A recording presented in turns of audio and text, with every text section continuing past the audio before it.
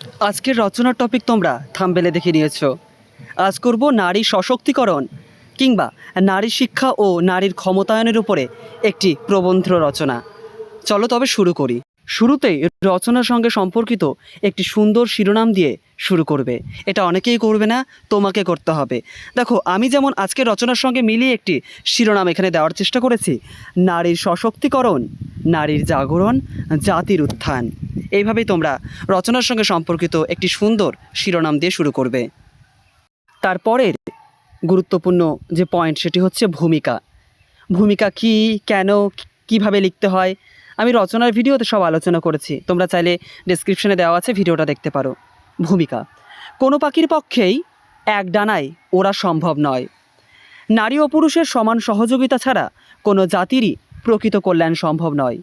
স্বামী বিবেকানন্দের এই ভাবনায় আমাদের পথ দেখায়। তাই নারীকে শিক্ষিত, স্বনির্ভর ও ক্ষমতায়িত করে তোলায় একটি শক্তিশালী ও উন্নত সমাজ গড়ার অন্যতম প্রধান শর্ত।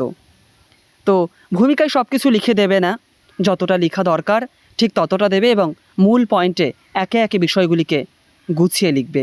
এভাবেই শুরুতেই একটা যদি ছন্দ বা কোনো উক্তি দিয়ে তুমি শুরু করতে পারো, তোমার খাতা কিন্তু একটু বৈসাদৃশ্য হবে, একটু আলাদা হবে, যে আলাদা তোমার মূল্যায়নটাকে একটু আলাদা জায়গায় নিয়ে যাবে। আজকের রচনাটা আমি পয়েন্ট আকারে দিয়েছি। দেখো, নারীর সশক্তিকরণটা কি তোমাদের কিন্তু এটা একটু বুঝিয়ে দিতে হবে। নারীর সশক্তিকরণ বলতে বোঝায় নিজের সিদ্ধান্ত নেওয়ার স্বাধীনতা, আত্মনির্ভরশীলতা, সমান অধিকার ও মর্যাদার সঙ্গে বেঁচে থাকার সুযোগ নিশ্চিত করা। তোমরা চাইলে এটাকে ঢালাও লিখতে পারো, তো আমি বলবো এই রচনাটা তোমরা পয়েন্ট করেই করবে। তারপরের পয়েন্টটা করবে শিক্ষা ক্ষমতায়নের প্রথম সোপান। শিক্ষা নারীকে জ্ঞান, সচেতনতা ও আত্মবিশ্বাস দেয়। শিক্ষিত নারী নিজের অধিকার বোঝেন এবং অন্যায় ও বৈষম্যের বিরুদ্ধে প্রতিবাদ করতে পারেন। তাই নারী শিক্ষাই সশক্তিকরণের প্রধান ভিত্তি। তোমরা চাইলে এখানে নিজেদের মতো কিছু লাইনকে যুক্ত করতে পারো বা নিজের মতো করে সাজিয়ে নিতে পারো। হুবহু রচনাটা মুখস্থ করবে না, নিজের কিছু সৃজনশীলতা এই রচনার মধ্যে তুমি অ্যাড করো। অর্থনৈতিক স্বনির্ভরতা, কর্মসংস্থান ও আর্থিক স্বাধীনতা নারীকে পরনির্ভরশীলতা থেকে মুক্তি করে দেয় এবং নিজের সিদ্ধান্ত নিজে নেওয়ার শক্তি দেয়। এখানে চাইলে তুমি আরও দুই একটা লাইন যুক্ত করতে পারো, আমি এখানে মূল বিষয়টাকে রাখার চেষ্টা করেছি। এখানে যেহেতু রচনার টপিক নারীর সশক্তিকরণ, সেই কারণে এই পয়েন্টগুলো কিন্তু তোমাকে দিতেই হবে। আর যদি না দাও, তুমি একঢালা লিখলেও সেখানে যেন এই বিষয়গুলো উল্লেখ থাকে।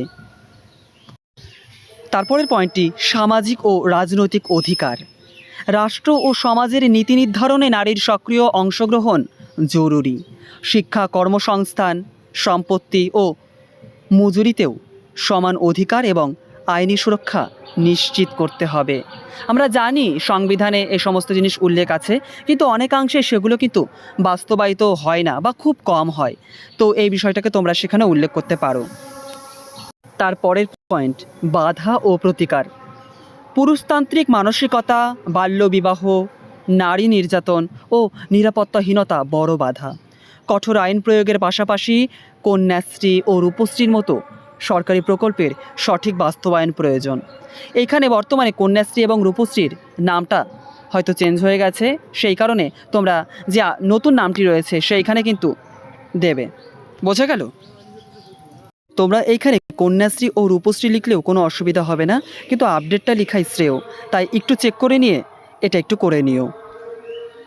তারপরে রচনার শেষ পয়েন্ট এবং খুব ইম্পর্ট্যান্ট একটি পয়েন্ট, যেখানে আমরা রচনাটাকে শেষ করতে যাচ্ছি, উপসংহার।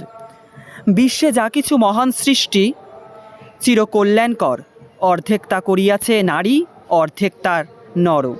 সুন্দর একটি কথা, এই কথাটার মধ্যে কিন্তু অনেক বিষয় লুকিয়ে রয়েছে। কাজী নজরুল ইসলামের এই অমর বাণী মনে করিয়ে দেয়, নারী এগিয়ে গেলেই এগিয়ে যাবে পরিবার, সমাজ ও দেশ। তাই নারীকে শিক্ষিত, স্বনির্ভর ও ক্ষমতায়িত করে তোলাই হোক আমাদের অঙ্গীকার। তো এভাবে লিখলে আশা করি তোমার রচনাটা খুব গোছানো হবে, খুব সুন্দর হবে। তোমরা চাইলে পয়েন্ট করতে পারো, চাইলে পয়েন্ট নাও করতে পারো, সেটা তোমাদের উপরে নির্ভর করবে। কিন্তু হ্যাঁ, পয়েন্ট যদি নাও করো, এই জিনিসগুলো কিন্তু এই একঢালা রচনার মধ্যে প্যারাগ্রাফ আকারে লিখবে। বোঝা গেল? এবং সুন্দর একটি কী দেবে, শিরোনাম দেবে। কারণ সুন্দর শিরোনাম বলে দেয় যে রচনাটা কীরকম হবে। কারণ পরীক্ষকের প্রথমেই দৃষ্টি আকর্ষণ করতে হবে আমাদেরকে।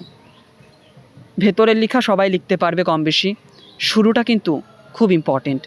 শুরুতে এমন সুন্দর একটা শিরোনাম দেবে যে শিরোনাম তোমার আশেপাশের কোনো দিদি বা বোন দেবে না, তুমি দেবে। নিজের মধ্যে একটু সৃজনশীলতা নিয়ে আসো এবং রচনা কীভাবে লিখতে হয় তার উপরে একটি সেপারেট ভিডিও করা রয়েছে, তোমরা চাইলে সেই ভিডিওটা দেখতে পারো, ডেসক্রিপশানে রয়েছে। আজকের মতো এখানেই রাখছি, আবার দেখা হবে পরবর্তীতে তোমাদের ICDS এক্সামকে টার্গেট করে নতুন কোনো ক্লাসে। ধন্যবাদ।